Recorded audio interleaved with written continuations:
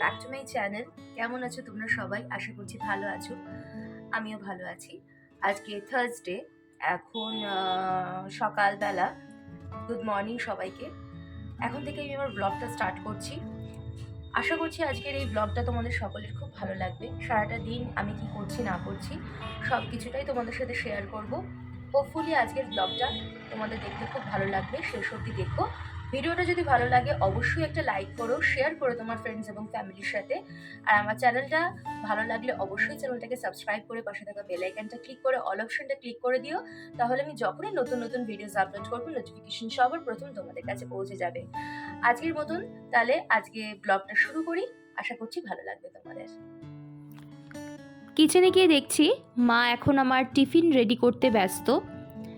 সকালের টাইমটা মা সত্যিই খুব ব্যস্ত থাকে, তার মধ্যেও আমার সাথে গল্পগুজব করা, একসাথে মিলে টাইম স্পেন্ড করা, যতটুকু টাইম অফিসের আগেও পাওয়া যায় আমরা কিন্তু মা মেয়ে দুজনে মিলে একসাথে টাইম স্পেন্ড করতে কিন্তু কোনোভাবেই কিন্তু সুযোগটা ছাড়ি না।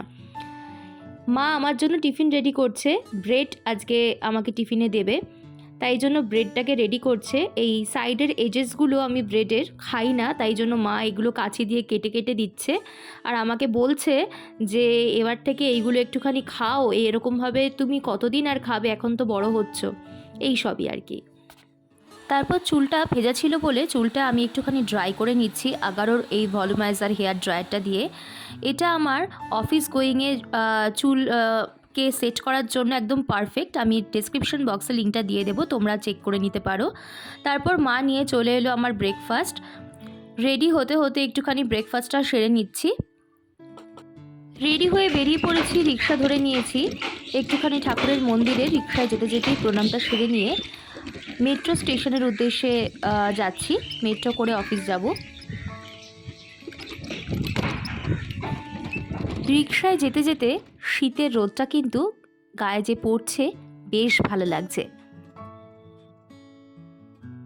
আজকে একটু অন্য দিক দিয়ে যাচ্ছি, কি সুন্দর চারিদিকটা লাগছে দেখো, একদম সুন্দর একটা সানশাইন একটা ওয়েদার।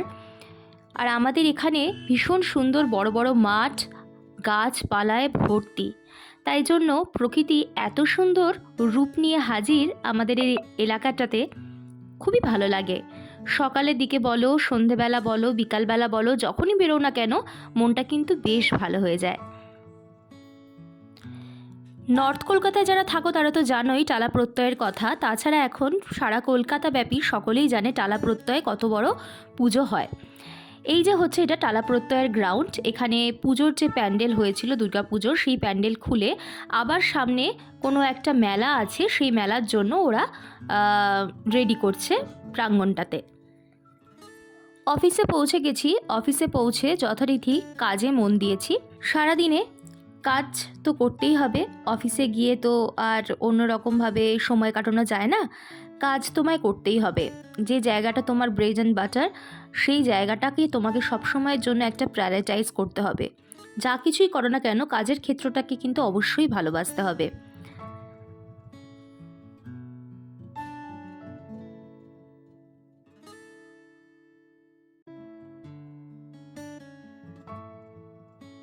কাজ করতে করতে হঠাৎ মনে পড়লো মা দিয়ে দিয়েছিল কমলা লেবু আর শাকালু। এই ফলটা যদি না খেয়ে বাড়ি যাই তাহলে মার কাছে কিন্তু খুব বকা খাবো, কারণ মা কিন্তু একদম ওয়ার্নিং দিয়ে দিয়েছে ফলটা কিন্তু খেয়েই বাড়ি ফিরতে হবে। তাই কাজের মাঝখানে, যত কাজই থাকুক না কেন, মাঝখানে একটুখানি সময় বার করে আমি ফলটা খেয়ে নিচ্ছি। বেশ কিছুটা সময় পেরিয়ে গেছে। দুপুরবেলা লাঞ্চের টাইমে হঠাৎ করে প্ল্যান হলো যে শীতের দুপুরবেলা খিচুড়ি খাওয়া হবে। খিচুড়ি, ডিম ভাজা, পেঁয়াজি, পাঁপড় ভাজা, এইসব দিয়ে আজকে লাঞ্চটা সবাই একসাথে মিলে সারবো। যেমন ভাবা তেমন কাজ, খিচুড়ি হাজির।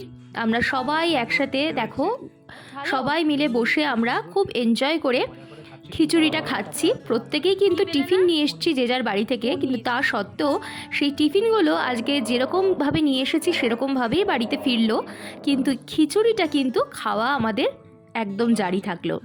এখানে কি সুন্দর সবজি দিয়ে খিচুড়ি, পেঁয়াজি, ডিম ভাজা, পাঁপড় ভাজা সব রয়েছে। খিচুড়িটার টেস্টও অসাধারণ, গরম গরম শীতের দুপুরে খিচুড়িটা খেতে কিন্তু দারুণ লাগছিল। অফিসে আমাদের প্রায়ই এরকম খাওয়া দাওয়া চলে, যেরকমভাবে যখনই যেরকম হুজুক ওঠে আমরা কিন্তু এরকমভাবে একটুখানি পার্টি বা পিকনিক করে ফেলি। এই ছোট ছোট আনন্দগুলো, এই ছোট ছোট মুহূর্তগুলোই কিন্তু সারা জীবনের স্মৃতি হয়ে থাকবে। তাই জন্য এই ছোট ছোট মুহূর্তগুলোকে এনজয় করা অবশ্যই দরকার। Few moments later. সারা দিনের সমস্ত কিছু মিটিয়ে অফিস থেকে বেরিয়ে পড়েছি। এবার যাচ্ছি মেট্রো স্টেশনে। আজকে একটুখানি দমদমে নামবো। দমদমে মাও আসবে, কিছু জিনিসপত্র কেনার আছে, একটু ফুল টুল কেনার আছে, সেইটুগুলো কিনবো। এখন যাচ্ছি মেট্রো স্টেশনে।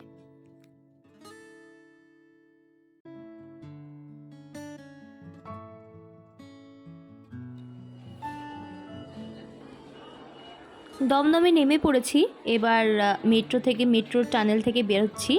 চারিদিকটা দেখো, যেহেতু দমদম একটা জাংশন, সেহেতু সব সময়ের জন্যই কিন্তু বেশ ভিড় থাকে। চারিদিকটা প্রচণ্ড ক্রাউডেড থাকে সব সময়ের জন্য। আমার কিন্তু দমদমে নামলে বেশ চারিদিকের এই যে দোকানপাট দেখে কিন্তু বেশ ভালো লাগে, আর এটা সেটা কিনতে কিন্তু বড্ড ইচ্ছা করে। আমি যাচ্ছি এখন আমাদের যেখান থেকে ফুল নেব সেই ফুলের মাসির কাছে। খুবই ভালো ফুল পাওয়া যায়। দেখো মাও কিন্তু চলে এসেছি ইতিমধ্যেই। এখান থেকে একটুখানি চন্দ্রমল্লিকার মালা নেব। দেখো কি টাটকা ফুল, ফুলগুলো দেখলেই কিন্তু কিনতে ইচ্ছা করে। এখানে মাসির কাছে আমরা অর্ডার দিয়েছি একটা চন্দ্রমল্লিকার বড় মালার, তো সেটাই মাসি এখন গেঁথে দিচ্ছে আমাদের সামনেই।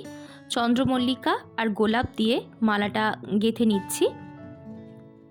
খুবই সুন্দর লাগে আমার এই চন্দ্রমল্লিকা। তোমাদের কার কার চন্দ্রমল্লিকা ভালো লাগে অবশ্যই কমেন্ট করে জানিও। আমার খুব ভাল লাগে এই চন্দ্রমল্লিকা, খুব স্নিগ্ধ লাগে। সাদা যে চন্দ্রমল্লিকাগুলো হয় ভীষণই স্নিগ্ধ লাগে, আর সাদার মাঝে মাঝে একটা করে যে লাল গোলাপগুলো দেওয়া হচ্ছে তাতে কিন্তু আরও বেশি পরিস্ফুটিত লাগছে।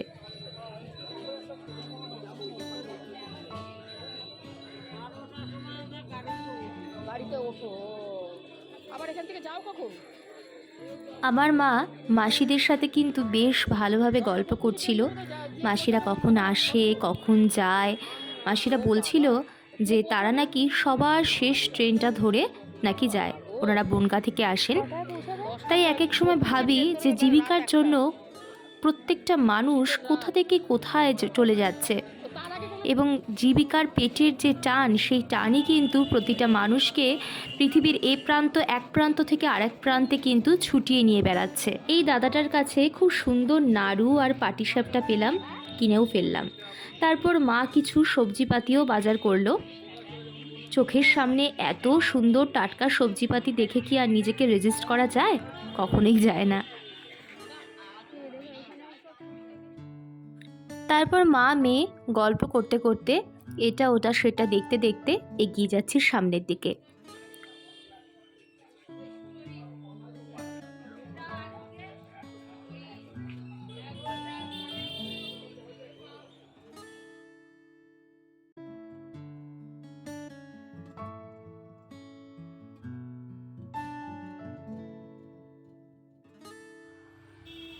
বেশ কিছু জিনিস কিনে কেটে নিয়ে চোখে পড়ল মায়ের স্কুল। মায়ের স্কুলের সামনে দাঁড়িয়ে মা খুব নস্টালজিক ফিল করছিল। ছোটোবেলাকার কথা মনে পড়ে যাচ্ছিল এবং আমাকে দেখাচ্ছিল যে দেখ আমরা এই গেট দিয়ে ঢুকতাম, এই গেট দিয়ে বেরোতাম। দমদমের কুমার আশুতোষ স্কুল অনেকেই হয়তো চেনো। সেই মেন স্কুলটাতে মা পড়তো এবং আমার মামারাও সেখানে পড়তো। তো ছোটোবেলাকার মেমোরিগুলো খুবই তরতাজা হয়ে যায় যখন সেই স্মৃতিটা চোখের সামনে আসে। খুবই তরতাজা লাগে, সেই পুরনো ছোটোবেলাকার কথাগুলো মনে পড়ে এবং সেই ছেলেবেলায় ফিরে যেতে খুব মন চায়। তারপর আমি আর মা রিকশায় চেপে গেলাম। মা কিন্তু আমাকে চটকানোর কোনো রকম সুযোগই কিন্তু হাতছাড়া করে না, সব সময়ের জন্যই এরকমভাবে আমাকে চটকাতে থাকে। আর মা মেয়ের এরকম বন্ডিংটাই কিন্তু সবথেকে বড় কথা। বাবাইকে বড্ড বেশি মিস করি। আমরা যখনই দুজনে মিলে বেরোই সব সময়ের জন্য আমাদের মধ্যে এই একটাই আলোচনা হয় বাবাইকে নিয়ে। বাবাইয়ের সাথে বেরোতাম, বাবাই এখানে নিয়ে যেত, ওখানে নিয়ে যেত। সব সময় পুরনো স্মৃতিটাকে চারণ করাটাই হচ্ছে আমার আর মায়ের এখন একমাত্র কাজ হয়ে দাঁড়িয়েছে। যাক, এই সমস্ত কথা বললে বড্ড বেশি ইমোশনাল হয়ে যায় এবং যাক, এই সমস্ত কথাগুলো বলে তোমাদেরকে বোর করব না। বাড়ির পথে রওনা দিয়েছি, বাড়ির কাছাকাছি প্রায় চলেই এসেছি। এবার বাড়িতে ঢুকবো। আজকের ভিডিওটা আমি এই অবধিই রাখছি। আশা করছি আজকের ভিডিওটা তোমাদের ভালো লেগেছে।